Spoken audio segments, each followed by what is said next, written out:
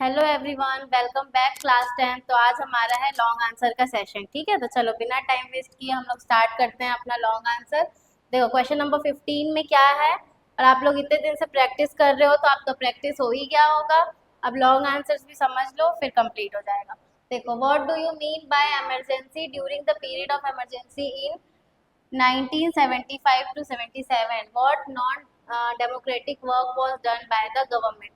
देखो, जो इस टाइम पीरियड में कौन थी हमारी पीएम, कौन थी? इंदिरा गांधी जी थी। ठीक है, उनके टाइम पे वो उन्होंने इमरजेंसी लगाया था। क्यों? क्योंकि कुछ पॉलिटिकल लीडर उनको क्या ब्लेम कर रहे थे कि इलेक्शन प्रॉपर तरीके से नहीं हुआ है, ऐसा उन पे ब्लेम किया जा रहा था। तो वो उस टाइम पे नेशनल इमरजेंसी लगा दी थी कंट्री में। और फिर आफ्टर 2 ईयर्स 77 में ना, 1977 में वापस से इलेक्शन करवाया गया। और फिर वो अनफॉर्चुनेटली इंदिरा गांधी जी हार जाती हैं। ठीक है, उस इलेक्शन में उनको हटा दिया जाता है। और जो ये 2 साल का टाइम पीरियड था, इसमें बहुत सारे लीडर्स को जेल में डाल दिया गया था। और क्या हुआ था, मीडिया वगैरह की जो पावर थी, जो वो न्यूज़ वगैरह देते थे, वो सब उनकी पावर कम कर दी गई थी। ठीक है, यही सारे पॉइंट्स यहाँ पे लिखा हुआ है कि जब इमरजेंसी लगता है किसी कंट्री पे तो क्या क्या इम्पैक्ट होता है। ठीक, फाइनेंशियल इमरजेंसी लगा सकते हैं। ठीक है, नेशनल इमरजेंसी, स्टेट इमरजेंसी, ये हमने एक पिछले क्वेश्चन में कवर भी किया है कि इमरजेंसी की 3 टाइप्स होती हैं और कब कब लगाया जा सकता है। कौन लगा सकता है? Prime minister. ठीक, आप लोग रीड कर सकते हैं ये। और देखो क्या लिखा है, बता ही देती हूँ। चलो, protest of the government policies of the formation organization was banned. जब अगर बहुत ज़्यादा प्रोटेस्ट हो रहा हो, ठीक है, पब्लिक कुछ ऐसा डिमांड कर रही हो जो गवर्नमेंट नहीं कर सकती तुरंत से, ठीक है, या वॉर का कंडीशन आ गया हो, तो मैनेज करना प्रॉब्लम हो रहा होगा, तब क्या लगाते हैं? इमरजेंसी कंट्रीज में। ठीक, आप लोग देख लीजिएगा, ये जो भी पॉइंट्स लिखे हुए हैं इसके अकॉर्डिंग आंसर कीजिएगा। नेक्स्ट है क्वेश्चन नंबर 15 का। और देखो इसमें क्या है, in India first Lok Sabha election which of the following innovated? जब लोकसभा इलेक्शन फर्स्ट टाइम हुआ, ठीक है, तब क्या हुआ था? कब हुआ था ये? मे बी 1951 के टाइम पे हुआ था। तो क्या क्या लोगों को फेस करना पड़ा था? ठीक है, उस टाइम क्या था, लोगों को नॉलेज नहीं था कैसे वोट करना है। उनको पढ़ने का नॉलेज नहीं था कि वो पढ़ पा रहे हैं कि नहीं। जिसके नाम लिखे हुए हैं, लीडर्स के नाम लिखे हैं, वो रीड नहीं कर पा रहे हैं, तो वो सही से वोट कैसे करेंगे, है ना? तो क्या किया गया, इसको चेंज किया गया ताकि लोग अपने अकॉर्डिंग समझ पाए और सही तरीके से वोट कर पाए। क्या सिस्टम लेके आया गया? सिंबल वाला। ठीक है, लोग क्या करते थे, रीड तो नहीं कर पाते थे नेम, लेकिन लोग समझ जाते थे। जो ये लोटस का सिंबल होता है, साइकिल का होता है, वो हाथ का होता है, ठीक है, तो उसके अकॉर्डिंग लोग वोट करने लगे। उसमें भी क्या अलग अलग पेपर हुआ, अलग अलग प्लेस डिसाइड किया गया कि ये लोटस वाला रहेगा, ये हाथ वाला रहेगा, ये साइकिल वाला रहेगा। अलग अलग ऐसे बॉक्सेस बनाए गए, तब जाके लोगों से सही तरीके से वोटिंग हुआ था। ठीक, ये एकदम स्टार्टिंग का टाइम है। और विलेज गांव में लोग ऐसे नहीं भी कर पाते, ठीक है, उनके लिए बहुत डिफिकल्ट हो जाता है कि पढ़ के फिर वोट करना। देखो वहाँ वही लिखा हुआ है, देखो सेपरेट सिंबल्स बनाए गए, बॉक्स बनाए गए अलग अलग, है ना? यही बताइए आप लोग को, due to high percentage of illiterate, लोग पढ़े लिखे नहीं थे तो वो नाम पढ़ के इलेक्शन में वोट नहीं कर पा रहे थे। अब क्या है, people were encourage to vote village also, और उनको इनकरेज किया गया वोट देने के लिए। उनको अपनी राइट्स उनको बताना पड़ा कि देखो आपका अधिकार है आपका लीडर सिलेक्ट करने के लिए। ठीक है, अगर वो वोट नहीं करेंगे तो कोई भी लीडर बन जाएगा जो उनके फेयर में काम नहीं करेगा।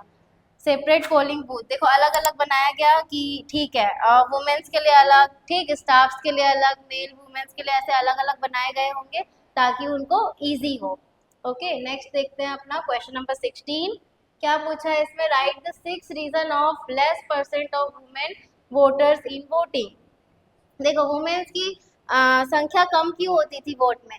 फर्स्ट तो उनके में अवेयरनेस नहीं था, ठीक है, वो पॉलिटिकल को कुछ समझ नहीं पा रही थी। ठीक, उनको पता ही नहीं था कि वोट करने से क्या होगा क्या नहीं होगा। और डिस्टेंस में भी रहता है बहुत, उतना दूर जाते नहीं थे लोग वोट देने के लिए, उतना इम्पोर्टेंस ही नहीं देते थे कि वोट देना इतना जरूरी भी है। ठीक है, तो ये सारे रीजंस है कि वुमेन्स का जो नंबर रहता था वो कम रहता था अकॉर्डिंग टू मेल मेंबर्स। ठीक, देखो यहाँ पे लिखा भी है, एक तो वो अपने घर के कामों में बिजी भी होती थी, ठीक है, और क्या, they think voting is not important, उनको लगता नहीं था कि ये कोई एज अ इम्पॉर्टेंट काम है। Some people specially in villages, और मेंस उनको अलाउड नहीं कर देते कि फीमेल्स जाएं और जाके वोट दें। Some people think their main role is at home not outside. ठीक है, कुछ लोग समझते हैं कि उनको घर पे ही रह के घर का काम करना है, उनको ये सब वोटिंग वगैरह करने में कुछ उनका बेनिफिट नहीं है और उनको बाहर नहीं जाना चाहिए। ये सारे पॉइंट्स लिखे हैं देखो। और इलिटरेसी, वो उनको मतलब वुमेन्स अकॉर्डिंग टू अभी, पहले के ज़माने में कम पढ़ी लिखी रहती थी तो उनको किसी चीज़ का नॉलेज नहीं होता था। ठीक है, वो खुद भी डरती थी कि मैं कैसे जाके करूँगी या वहाँ पे क्या होता होगा। ठीक, तो देखो ये सारे पॉइंट्स है, आप लोग ऐसे लिख सकते हो। फिफ्थ सिक्स्थ में क्या है, वुमेन आर नॉट अवेयर। ठीक है, अवेयरनेस नहीं थी women due to work, family burden, family का बर्डन रहता था, उसके कारण भी वो वोट करना अवॉइड करते थे। राइट, देखो क्वेश्चन नंबर 16 का और देख लेते हैं क्या है। In democracy why it is necessary to have rights to form organisation. क्यों ये जरूरी है? ठीक है, right to form of organisation. अच्छा बताओ, अगर ये नहीं होगा तो क्या होगा? ठीक है, अगर गवर्नमेंट, अगर ये नहीं होगा तो क्या होगा? ऑटोक्रेटिक गवर्नमेंट आ जाएगी। ठीक है, अगर लोगों के पास राइट्स नहीं है कि वो प्रोटेस्ट कर सकें, वो अपनी डिमांड्स लोगों के सामने रख सकें, तो क्या मतलब?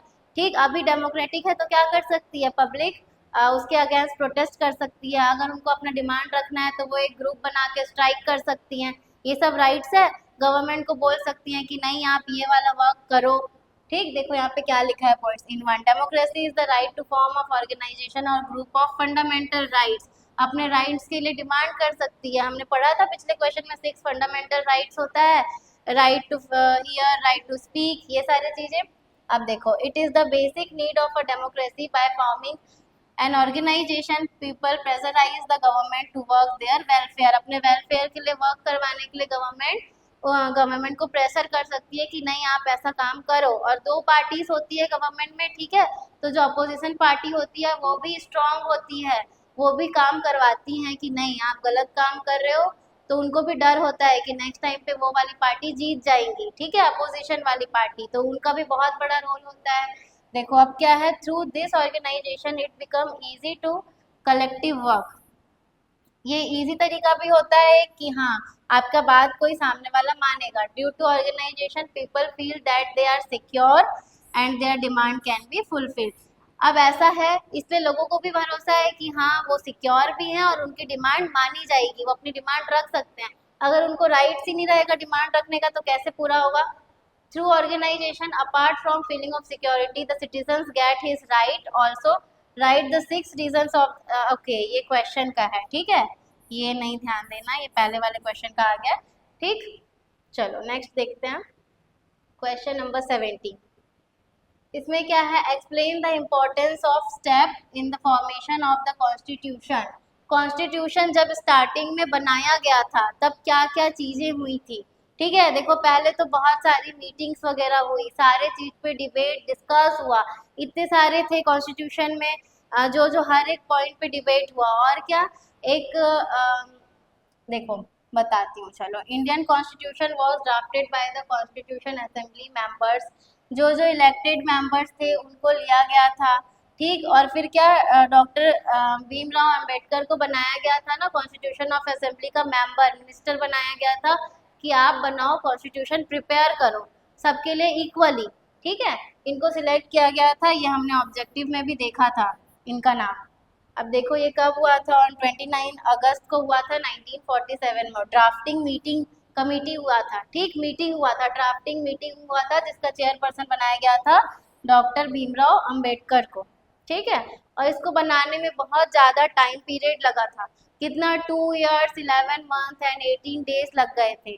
ठीक, उसके बाद क्या हुआ था, 26 नवंबर 1949 को ये पूरा बन के रेडी हुआ था, अडॉप्ट किया गया था। और उसके बाद क्या किया गया था आपका, 26 जैन को 1950, 26 जनवरी मनाते हैं ना, उस दिन इसको इम्प्लीमेंट किया गया था पूरे कंट्री में। ठीक है, ये वही सारी चीज़ें लिखी हुई हैं। देखो और क्या है, सोशल इक्वालिटी, ये सब जो जो मतलब सोशल इक्वालिटी हो गया, जस्टिस हो गया, फ्रीडम हो गया, ये सारी चीज़ें उसमें इंक्लूड की गई थी। सोसाइटी के लिए, वेलफेयर के लिए, लोगों के राइट्स के बारे में, सारे चीज़ों एक एक राइट्स के बारे में अच्छे से प्रॉपर डिस्कस करके इसको बनाया गया था। और इसका स्टेप बाय स्टेप पूरे डेट्स वगैरह हैं, लेकिन उतना डेट आपको याद करने का जरूरत नहीं है। एक ये डेट लिख देना और एक 26 नवंबर वाला, ठीक है। 26 नवंबर को अडॉप्ट किया गया था और यहाँ क्या आएगा 1949 आएगा, ठीक है। ये गैप हो जाएगा 49 फिर 50, ठीक है, ऐसे लिख सकते हो। ओके चलो नेक्स्ट देखते हैं आपका। How was the process of making constitution move forward. देखो क्या क्या प्रोसेस था अब उसका, ये भी उसी से सेम क्वेश्चन है रिलेटेड, इसमें भी वही पढ़ेंगे। देखो क्या लिखा है फर्स्ट पॉइंट में, after 1947 kings gradually started sending their representative to constitution assembly. जो भी राजा महाराजा का रहता था ना प्लेस वगैरह, वो सब किस में कन्वर्ट होते गया, कंट्री, मतलब गवर्नमेंट उसको हायर करती गई, ठीक है। एक टाइम पीरियड था जब राजा महाराजा का टाइम चलता था, उसके बाद क्या अभी पूरा सेंट्रल रूल चलता है, तो धीरे धीरे वो सारे हटने लगे। फिर after independence special session of constitution assembly was called, ठीक है। ये एक स्पेशल असेंबली हुई कि कॉन्स्टिट्यूशन कैसे कैसे बनाया जाएगा, उसमें क्या क्या इंक्लूड किया जाएगा। थर्ड में है after making the draft constitution, जिसमें प्राइंसली किंग्स टू इंडियन टेरिटरी, इसमें भी सारे लोग मिक्स हुए, ठीक है, धीरे धीरे जुड़ना स्टार्ट हुए। The process of democratic India Pakistan territory was done, ठीक है। ये भी सेपरेट हुए थे अलग अलग, तो उनका अपना अलग दिया गया, इंडिया का अपना अलग हुआ। Specialist from 60 countries analyse the receive information for constitution formation. बहुत सारे कंट्रीज का, ठीक है, कॉन्स्टिट्यूशन देखा गया, एज्यूम किया गया कि किसमें क्या क्या ठीक है, हमको क्या क्या लेना चाहिए इंडिया के लिए, सबका मिक्स करके बना है। और क्या है 24 जैन को 2 manuscript of constitution was prepared, 2 ऐसा स्क्रिप्ट प्रिपेयर किया गया था, कब 24 जनवरी को, ठीक है। After signature of all the member the constitution, जब सारे मेंबर्स ने सिग्नेचर कर दिया उस पर, तब क्या किया गया इम्प्लीमेंट, जो डेट्स में पहले वाले क्वेश्चन में बताई थी 26 नवंबर और 26 जनवरी, ठीक है। चलो नेक्स्ट देखते हैं हम लोग question number 18। What are the some basis reason for the increase in the production of crop? Production of crop को इंक्रीज करने का क्या क्या रीजन हो सकता है, ठीक है, उसके अकॉर्डिंग प्रॉपर फैसिलिटी होना। देखो क्या लिखा है, it means the land which crop is shown is increase in the area, production will be also increase. वहाँ के क्लाइमेट के अकॉर्डिंग, वहाँ के नेचर के अकॉर्डिंग प्रोडक्शन करना चाहिए, ठीक है। इरिगेशन फैसिलिटी प्रॉपर तरीके से होना चाहिए, जब जिस फसल को जितना पानी की जरूरत है उनको प्रॉपर उतना मिलना चाहिए, ठीक है, तो ऑब्वियसली प्रोडक्शन ज़्यादा होगा। Increase in productivity, in mean increase the productivity power of the land, ठीक है। अगर लैंड उतना ग्रोथफुल है, ठीक है, उतना फर्टाइल है, तो वहाँ पे ज़्यादा प्रोडक्ट होगा ही। अब क्या है, agriculture using scientific method, scientific methods का यूज़ करना, contribution of agriculture research department, और क्या लिखा है, support price and grant fix by the government, जितना भी खर्च लग रहा है गवर्नमेंट के थ्रू उनको मिलना, ठीक है। कुछ साइंटिफिक मेथड्स का यूज़ करना, जो फर्टिलाइजर्स वगैरह यूज़ करते हैं, ठीक है। तो ये सब के हेल्प से क्या होता है, प्रोडक्टिविटी क्रॉप्स की ज़्यादा होती है। अब देखो नेक्स्ट क्वेश्चन क्या है आपको, different crops are grown in various places, explain any 5 causes. देखो अलग अलग जगह पे अलग अलग क्रॉप्स क्यों होते हैं, वहाँ के वेदर के अकॉर्डिंग, राइट। देखो पंजाब में क्या होता है, वीट ज़्यादा होता है ना, और वेस्ट बंगाल में क्या होता है, राइस ज़्यादा होता है, ठीक। तो क्यों होता है, वेस्ट बंगाल में क्या ज़्यादा बारिश वाला, रेनफॉल वाला सीजन रहता है वहाँ पे, वहाँ बारिश अच्छी होती है, इसलिए वहाँ राइस हो रहा है, ठीक है। चलो देखते हैं पॉइंट वाइज। फर्स्ट क्या है, on irrigated land of Chhattisgarh in rainy season paddy, in winter wheat and summer season vegetables are grown. देखो सीजन के अकॉर्डिंग हो रहा है, छत्तीसगढ़ का बताया है, रेनी सीजन में क्या होता है, पैडी मीन्स वही राइस, वीट कब हो रहा है, समर सीजन में, और फिर बाकी के सीजन में क्या हो रहा है, vegetables. Various seasons of the year crop different quality and quantity, अलग अलग सीजन में अलग अलग क्वालिटी का क्रॉप्स उगता है, ठीक है, प्रोडक्ट प्रोड्यूस होता है, और अलग क्वांटिटी में होता है, ठीक है, उनका क्वांटिटी भी बढ़ेगा कम होगा। In India is the year of the point view of crops divided into 3 parts, 3 parts में डिवाइड किया गया है, कौन कौन सा, राबी, खारिफ और ज़ैद क्रॉप्स। देखो all the 3 seasons are the crop different to each other, obviously seasons के अकॉर्डिंग डिफरेंट है, इसलिए इनको डिवाइड किया गया है। Even the same crop as wheat, rice, pulses grown in the various season different from place to place. ये जो same season के क्रॉप्स हैं, ये भी अलग अलग स्टेट में अलग अलग वेदर कंडीशन के अकॉर्डिंग अलग अलग सीजन में होता है, ठीक है। अलग स्टेट है, वहाँ का वेदर नेचर अलग हो रहा है, तो ये अलग सीजन में ग्रोथ हो रहा है, जबकि ये सेम सीजन्स वाले क्रॉप है। ठीक, देखो क्या है, खारिफ पढ़ते हैं, राबी और जैद। जैद का पीरियड सबसे छोटा होता है, इसमें क्या क्या वाटरमेलन्स वगैरह होती हैं, ठीक। इसको मोस्टली 1 to 2 मंथ्स का टाइम पीरियड चाहिए होता है। जो ये दोनों का गैप का टाइम होता है ना, वो होता है जैद क्रॉप। रबी में क्या होता है, जो summer season, rabi crop is grown in winter season, sorry winter season ना, वीट, मस्टर्ड सीड्स, पीनट्स, ये सब कब होते हैं, विंटर सीजन में देखने को मिलता है। खारिफ क्रॉप में क्या है, kharif crop are a type of crop shown in India during the monsoon और रेनी सीजन में खारिफ क्रॉप देखने को मिलता है, जैसे कि जून टू सितंबर। देखो टाइम पीरियड लिखा हुआ है इसमें, राइस, मेज, सोयाबीन, ये सब कब देखने को मिलता है, cotton, groundnut are the main crop of this season. June to सितंबर का जो टाइम होता है, जब मानसून का टाइम है, उसमें क्या होगा, ये सारे। उसके बाद का आप लोग ले लो, नवंबर दिसंबर से जो अभी तक का टाइम रहेगा, फेब मार्च तक, वो राबी में आ जाएगा, और जो इसके बीच का टाइम पीरियड हुआ है अप्रैल में, उसमें क्या आ जाएगा, जैद क्रॉप। ठीक है, देखते हैं हम लोग गर्मियों में वाटरमेलन वगैरह मार्केट में मिलता है। चलो नेक्स्ट देखते हैं, क्वेश्चन नंबर 18 क्या है, what do you mean by globalisation, right it's important. देखो ग्लोबलाइजेशन का इम्पोर्टेंस क्यों है इतना, ठीक है। क्या होता है इसमें, बहुत बार हमने पढ़ा है, वर्ल्ड, पूरे वर्ल्ड में ट्रेड करना, दूसरी कंट्री आके हमारी कंट्री में या हमारी कंट्री कहीं दूसरी कंट्री में जाके ट्रेड कर सकती है, ठीक है, बिजनेस कर सकती है।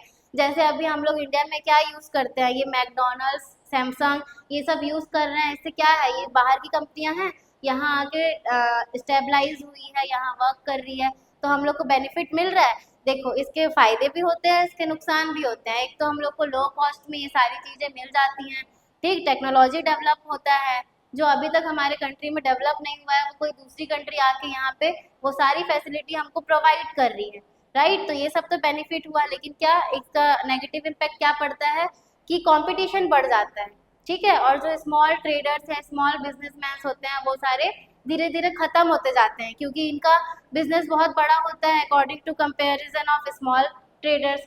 तो देखो यहाँ पे वही सारी चीजें लिखी हुई हैं, आप लोग आंसर रीड कर सकते हैं, और हमने ग्लोबलाइजेशन क्वेश्चन बहुत बार किया है, तो ये क्वेश्चन इंपॉर्टेंट है, ठीक है। आप ग्लोबलाइजेशन को एग्जाम में अच्छे से पढ़ के जाइएगा, इससे आपका एक क्वेश्चन आएगा।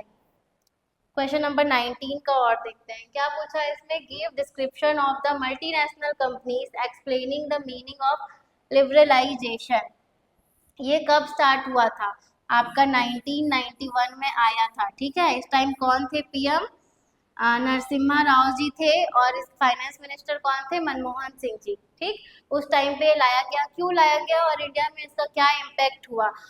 लिबरलाइजेशन मीन्स होता है गवर्नमेंट जितना कंट्रोल करके रखी है सारी चीज़ों में, गवर्नमेंट का कंट्रोल कम हो जाता है, वो फ्रीडम देती है मीन्स प्राइवेट को, कि हाँ आप इसमें इन्वेस्ट कर सकते हो, आप ऐसा बिजनेस कर सकते हो। जो भी चीज़ें गवर्नमेंट के अकॉर्डिंग सारी चीज़ें चल रही थी, उसमें गवर्नमेंट अपना कंट्रोल परसेंटेज कम करती है और प्राइवेट को चांस देती है कि आप ये सारी चीज़ें करो। इससे क्या होता है, काम अच्छे तरीके से होता है, इकोनॉमिक जल्दी ग्रोथ करता है, ठीक है। देखो लिखा है, liberalisation is a trade of investment policies has made in import and export easy. जितने भी डॉक्यूमेंट्स वेरिफिकेशन वगैरह रहते हैं उससे कम हो जाते हैं, तो इंपोर्ट एक्सपोर्ट ज़्यादा होगा, और प्राइवेट कंपनियां अगर संभाल रही हैं तो वो प्रोडक्शन पे ध्यान देगी, वो प्रॉफिट में ध्यान देगी, ठीक है। क्या लिखा है, foreign companies are the encourage the restrictions of investment in other countries is remove. जो भी रेस्ट्रिक्शंस होते हैं वो सारे रिमूव कर दिए जाते हैं, so the company without any restrict go and invest other country, ठीक। दूसरे कंट्रीज में भी इन्वेस्ट कर सकते हैं, वहां से भी डील कर सकते हैं। और ये सारे पॉइंट्स वही, न्यू टेक्नोलॉजीज का आएगा, डेवलपमेंट होगा, कॉस्ट ऑफ प्रोडक्शन कम होगा, कंपटीशन बढ़ेगा तो लोग अच्छे से काम करेंगे, companies will get new opportunities आएगी, जॉब क्रिएशन होगा, ठीक है। स्मॉल इंडस्ट्रीज को भी इफेक्ट होगा, small producers will not get benefit, उनको बेनिफिट नहीं मिल सकता क्योंकि बड़ी बड़ी कंपनियां आके वर्क करेगी। Worker position will be instable, worker का पोजीशन इनस्टेबल क्यों बोला गया है, देखो वो कंपनीज चेंज होते जाएंगी तो वो भी अपना कहीं पे भी जाके काम कर सकते हैं, और फिक्स पीरियड के लिए तो नहीं रहता, जितना देर के लिए चाहिए लेबर उतने देर के लिए उनका टाइम पीरियड फिक्स होता है, ये हमने पिछले क्वेश्चन में देखा है। अब क्या है, all goods will be available everywhere, very where, okay. देखो सारे गुड्स अगर यहाँ पे कुछ अवेलेबल नहीं है या किसी और कंट्री में नहीं है तो हम लोग थ्रू इंपोर्ट एक्सपोर्ट की अवेलेबल करवा सकते हैं। इंपोर्ट एक्सपोर्ट इवन इसीलिए किया जाता है क्योंकि एक पर्टिकुलर कंट्री में वो चीज़ का ग्रोथ नहीं है या वो चीज़ अवेलेबल नहीं है तो वो दूसरी कंट्री से मंगवाया जाता है या दूसरी कंट्री को दिया जाता है। इसी से बेनिफिट मिलता है, उनको पैसे भी मिल जाते हैं और दूसरी कंट्रीज को सामान भी मिल जाता है जो वहाँ पे प्रोवाइडेड नहीं रहता। ठीक ठीक है, तो यहाँ आपका पूरा लॉन्ग आंसर खत्म होता है। अगर आपने इतने सारे क्वेश्चंस अगर प्रैक्टिस कर लिए हैं तो आपका एसएसटी का एग्जाम बहुत अच्छा जाएगा क्योंकि इसी में से आएंगे और हमने मोस्टली सारे टाइप के क्वेश्चंस अटेम्प्ट किए हैं। तो all the best for your exam, अच्छे से एग्जाम देना और अच्छे से लिख के आना। Thank you all of you.